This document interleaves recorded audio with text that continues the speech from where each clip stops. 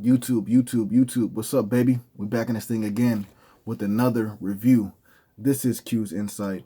I am Callie, and today we're going to be talking about that Cowboy Bebop episode 8, baby. Episode 8. All right? You already know how this goes. We're going to do the premise. We're going to be doing 3 favorite scenes, the grade, and then on to the next one, all right? So, episode 8, entitled Sad Clown A Go-Go.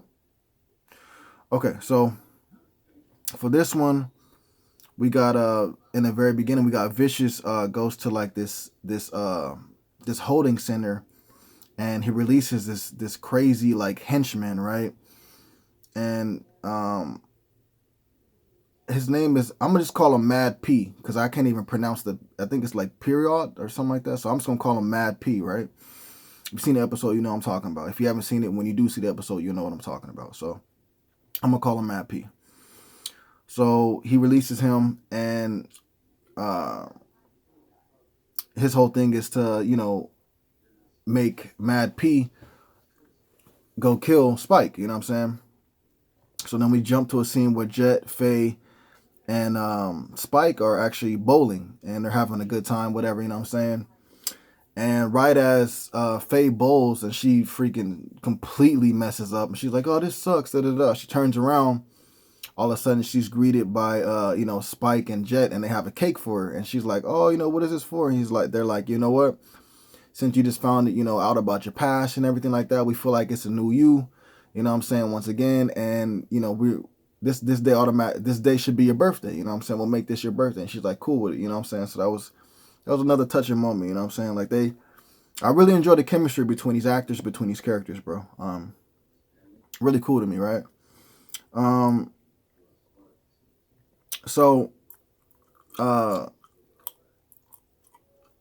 as they leave the building, they end up getting attacked by Mad P, bro. And this dude is crazy strong. This dude has crazy abilities. I was like, yo, are we like in Naruto or Dragon Ball Z right now? Cause I ain't seen this. I have never seen this in this series, bro. This is some crazy stuff that he's doing. I've seen the fighting, I've seen the gunplay, but this dude was on a whole nother level, bro. And it was like, it was crazy, bro. It was a crazy thing to witness, you know what I'm saying? So then just as he beats Spike up, you know what I'm saying? And the others they can't really do much. And all of a sudden their dog comes out of nowhere and starts barking, and it throws him off of his it throws him off of his leash. Like he's like starts tripping out. He starts thinking about like how, like the scientists experiment on him and made him to who he is. And we actually see that in the very beginning once he's escaping, when Vicious is letting him out. There's dogs there and they're barking, and it like triggers this whole like montage of like the scientists working on him and stuff like that. So like dogs really mess him up. Like that's what you see, you know what I'm saying, so far. So anyways, the dog ends up barking at Mad P, and it throws him off. And then in that time, as he's been thrown off, Jet and Faye grab Spike, and then they bring him back to the ship, and he's beaten up pretty badly. They put him in a tub. They put some type of chemicals on him that will basically heal him, fast, but it hurts.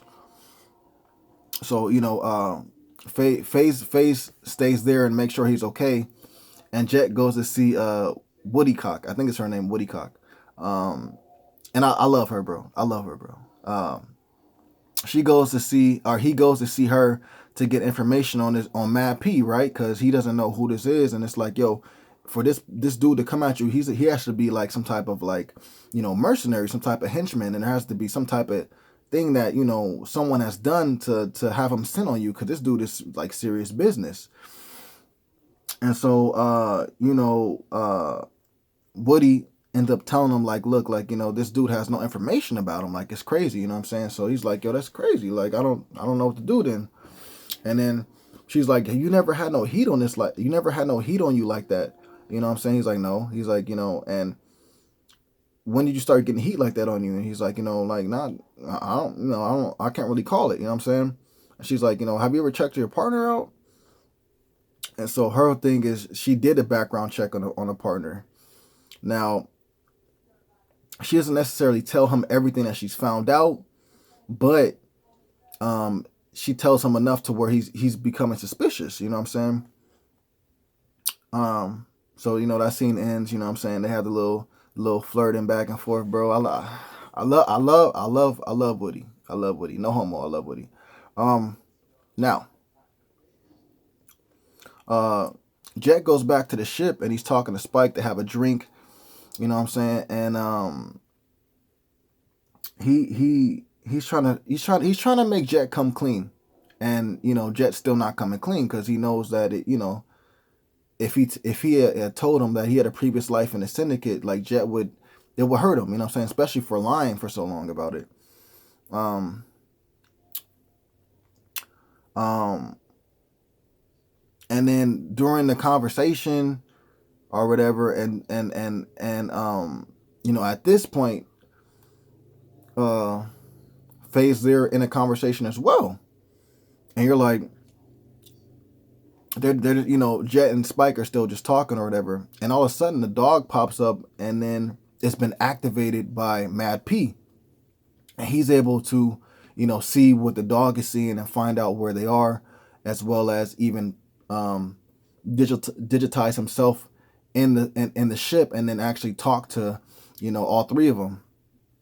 And so he basically tells Spike, like, look, like, I'm coming to kill you. Either you meet me over here and we fight, or I'm coming after you and your friends, and I mean business.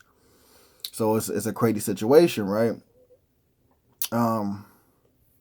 So Spike gets ready to fight Mad P. Jet tells him, I know about your past, but as you figure, like, oh, he knows about the syndicate, he starts naming stuff like, I know you probably had a crazy past, like you were probably in the military, da da da da da da da. So he doesn't name exactly what Spike's past was. So he doesn't know what Spike's past was. He's just kind of guessing, and he knows that he's had a dark past. You know what I'm saying? So that's, like I said, Woody never told him exactly what she found out about him. So Spike, you get to live the breathe another day without telling the truth, right? So in the end, he's like, I got your back. We've all been through bad stuff, in the past. Me, I've been through bad stuff in the past. You know what I'm saying? Like, you're not gonna go handle this dude by yourself. We're all gonna go together.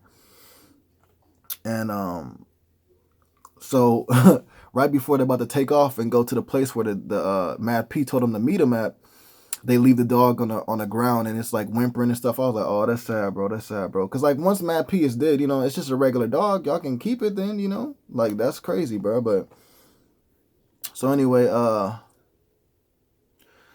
you have Santiago and Vicious meet up.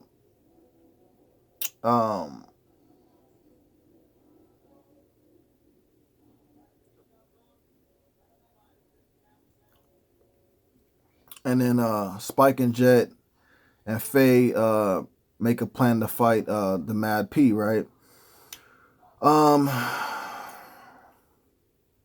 then no,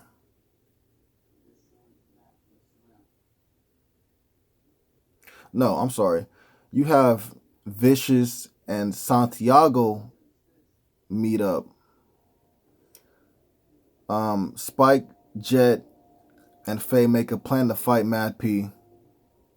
And then all of a sudden, as they're making their plan to come to fruition, Vicious, Mao, and Santiago end up going to the elders, and they have Vicious in bondage. And then the elders, like the main one, tells them, yo, cut off his head. Like you really tried to, make plans to deceive us and go against us. Like there's consequence to that. You're dead now. So they tell him to cut off his head. Cut off his head. It rolls on the ground. I'm like, yo, like, so they double crossed Vicious. Like, you know what I'm saying? They're not gonna make that come to fruition. Like them three ruling over the elders, killing the elders and taking their place. All of a sudden, the head that was Vicious, it was like a digitized face of him, and it showed whose head it really was, and it was Santiago. So Santiago got his head cut off, and the person that was standing up next to Mal, which was Santiago, that digitizes away, and then you see that it was actually Vicious right there.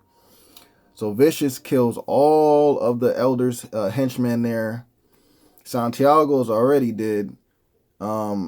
He stabs Mal, and then he goes up to the last elder, and you find out that the last elder is actually his father, bro. So then, they have a little conversation, whatever, and then he kills his father, man. And it was a crazy, crazy scene. Just that whole thing was crazy, to me for sure. And then you got after that,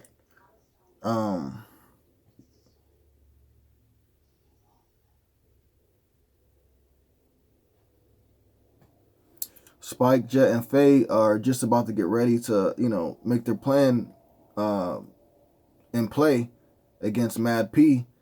And what ends up happening is like the first part of the plan is that Spike is going to be going to the planet that Mad P is at, and then he'll send a signal and da da da da, and then the other Faye and Jet will jump in. But as he's on this little he's on a scouter ship by himself, he plants this little like hard drive chip into his ship, and it downloads a virus to the Bebop ship, and then they're not able to follow him, and it shuts down everything. So his whole thing was that he was going to go fight Mad P by himself, because he still doesn't want them to find out that he was part of the syndicate. So then we cut back to Mal and Vicious, and even though Mal was stabbed, she's still alive. And Vicious and her are talking, and eventually she ends up finding out that eventually Vicious ends up finding out that Julia actually made a plan to actually overthrow Vicious, and so that he dies, and then Mal and Santiago could just rule everything. You know what I'm saying? She wanted to get rid of him because that's to be the only way that she'd be safe to be able to go back with Spike. Because once she goes back with Spike, if Vicious ain't dead, he's gonna come after the both of them until something happens. You know what I'm saying? So he ends up finding out. So yeah, you got Vicious finding out through Mal that Julia planned to off him and stuff like that.